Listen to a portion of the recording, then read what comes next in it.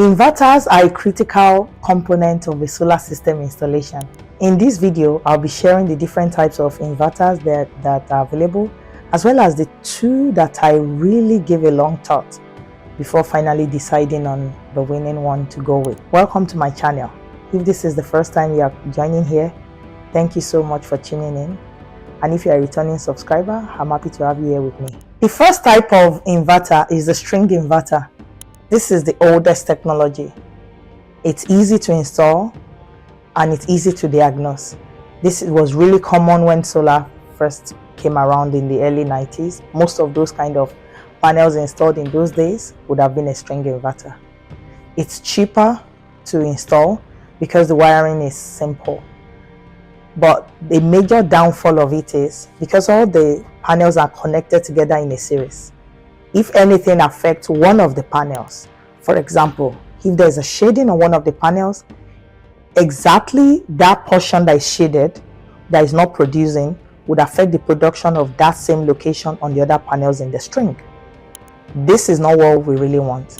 The second type of inverter is called the hybrid inverter. This type of inverter is usually used in solar systems that are battery backed up.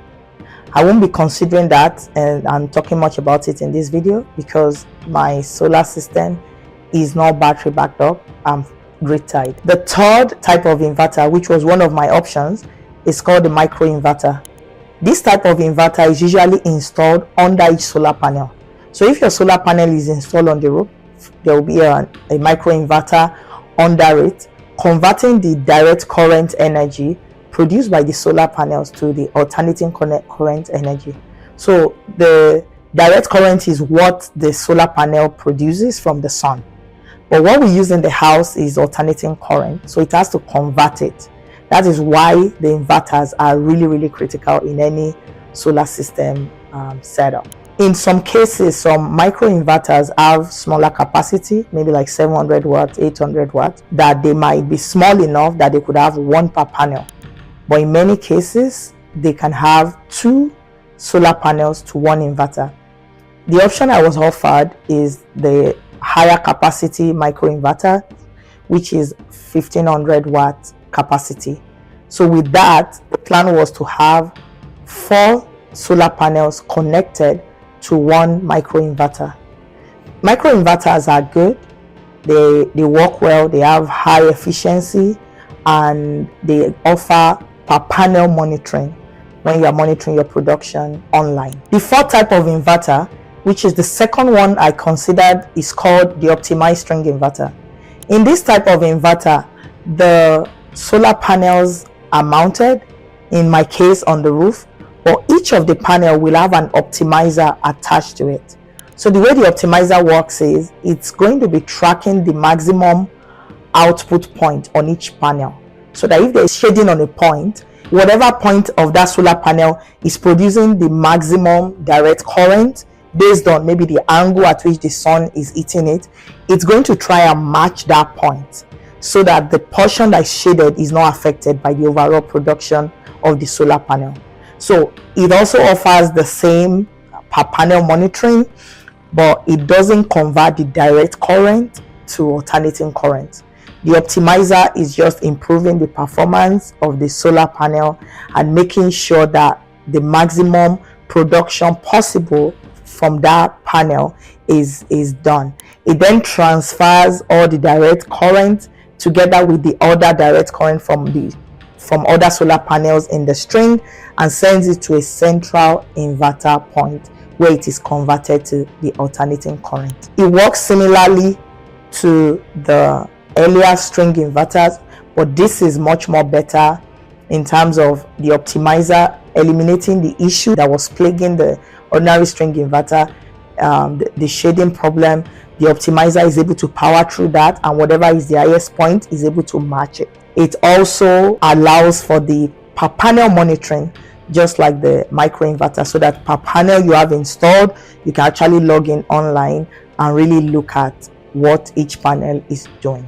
To decide on which type of inverter to go with out of these two options, the optimized string inverter and the micro inverter, I compared based on these 7 main options. The first one is the efficiency. Microinverter is very effective the same way the optimized string inverter is efficient. They work in different ways, but at the end of the day, both are excellent systems. I also compared the reliability.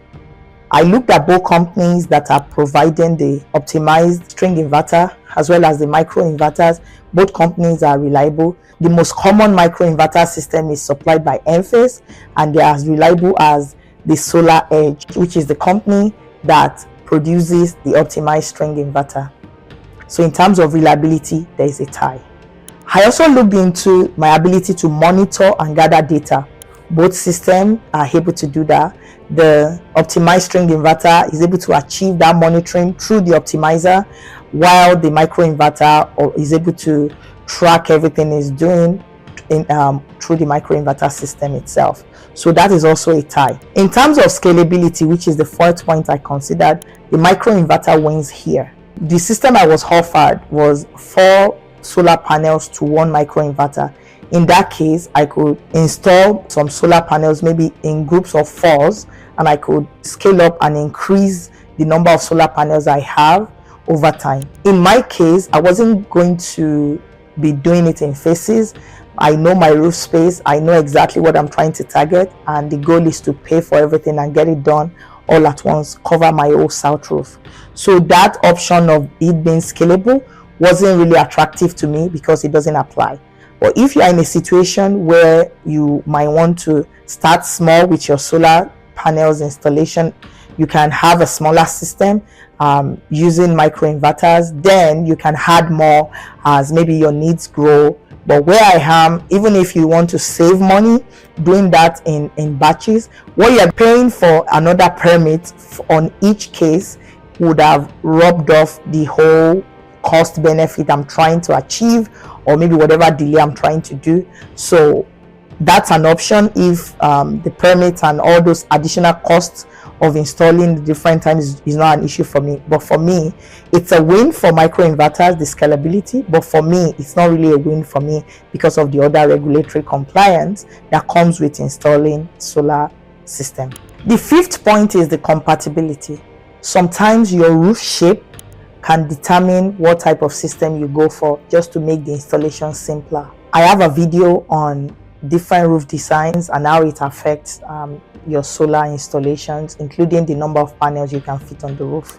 In my own case, I have relatively flat roof because of the type of roof I have, and everything is facing south. So the issue of compatibility is not an issue for me because whatever type of inverter I use, it's all in the same flat rectangular space, and all the panels are not going to have issues of some being trying to fit in a triangular point. That having a microinverter would help in those situations, because if you have to install solar panels in different sides of the house, maybe some on the east, some on the south, some in the west, based on having lots of triangular faces, you might need to break up your system. So if you're having a microinverter, you might be able to pair it, maybe a smaller microinverter per panel, and if you want to do maybe 2 per panel, you can size it based on that particular area you are trying to fit those panels in. As you can see in my roof, everything is just a plain straight line,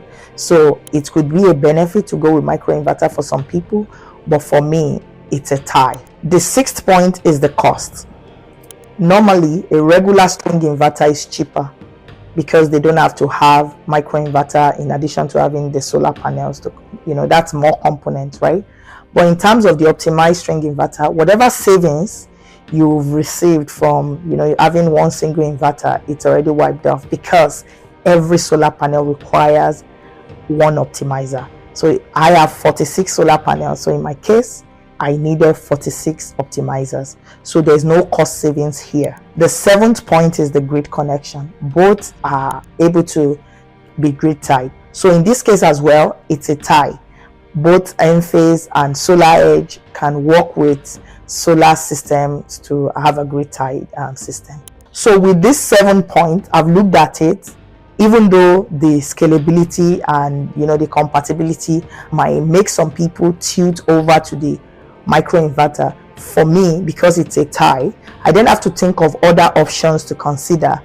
So as you would have been able to deduce, I didn't go with microinverters. I went with the optimized string inverter. My reason for doing that is, from my research, I found out that when solar system has issues, 9 out of 10, it's usually the inverters that has the problem. Even though it might make sense to some people, I've heard some school of thought that says if one inverter is down, maybe it's one solar panel that is not producing, or maybe 2 or 3 or 4 maximum, depending on how many solar panels are connected to that microinverter. In my own case, I have 2 larger inverters. One is a 7.6 kilowatt inverter capacity, and the second one is a 10 kilowatt capacity inverter. So if one of them stop producing, that means a lot of solar panels is out. That is the risk. But I then look at it and analyze it, that if that is where my weak point is, if that is what is going to have an issue, it's also shown in most of the companies' warranty. They all offer 10 years warranty on the inverters, whereas solar panels come with 25 years warranty. Although you can purchase extended warranty to get both type of inverters, the micro inverters as well as the optimized inverters, to 25 years warranty. But what that covers is the part that doesn't cover the labor for installation. So the labor was what tipped my decision. So if I have maybe 3 panels or 4 panels that are not producing because one microinverter is out and the warranty covers it, the solar panel has no issue. If the manufacturer sends me a microinverter, I then need to pay for the labor for the company to go up on the roof, to lift up those 4 panels, to change the microinverter and connect it back. Whether it's one solar panel to one microinverter, it doesn't matter. Whatever job requires people to climb on the roof, the labor is going to be higher. My solar installing company offers 5 years labor warranty. Then what happens if microinverter has issues after the 5 years? The cost of the repair is usually not a high one.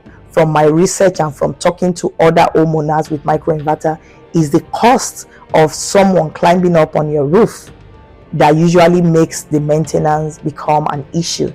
I have spoken to some homeowners that some of them, after like maybe 10-12 years of having their solar panels, 1 or 2 of their microinverters are not working, and they felt it was reasonable and financially much more affordable for them to wait and see if other microinverter fails, so that if someone has to go on the roof, they can change as many of the microinverters at the same time.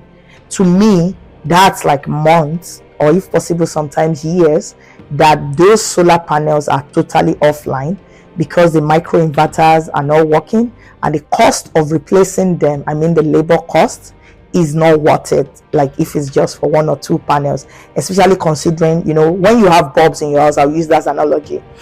If a LED bulb has 10 years lifespan and 2-3 of your bulbs go out, you know that because those bulbs were installed at the same time, I'm assuming a new house installing all the bulbs at the same time, you know that the other ones will be failing soon. A preventative maintenance method would be to look at it and look at the number of hours those bulbs have been in service and replace everything at the same time. If it's kind of something that would be maybe high, like chandeliers that you have to get ladders to reach, it makes sense to replace all the bulbs at the same time. It's the same principle with microinverters. If they've been working at the same time, some have failed. So the risk of having like half of my 46 panels being off at the same time is greater than having 4 or 8. But for me, because you have a greater number of inverters off at the same time, it's going to be fixed sooner, so the downtime will be less. And because the inverter is usually within the house, so I feel like someone coming into the house is heated. If it happens during the winter, I'm not trying to wait for the spring. You know, if there's snow out there, you don't want to go up there. So if your microinverter fails in winter, you are not going to fix that because nobody will be climbing the roof at that time of the year. But mine is within the house, heated, warm area that it can be fixed anytime. So that was my main reason for going with the optimized string inverter. Luckily, my system is big enough to have 2 optimized string inverter, so that way I know there wouldn't be a case of all my 46 panels being off because I have one. If one fails, at least I have the other one still working, while I'll be able to fix it relatively quickly. The manufacturer will send the spare part, and I'll be able to get the installers to come in. The cost of call out is way cheaper for someone coming into the house to fix something, which you can do any time of the year. Let me know in the comment section if you have a solar system installed and what type of inverter you went with and your reasons. If you are still in the market shopping for the type of solar system inverter to install in your house, you can also chat with me and we can discuss the 7 criteria I was talking about to see how all those 7 work with you and see if any of those will kind of tip your decision. Thank you for joining me today and looking forward to seeing you next time.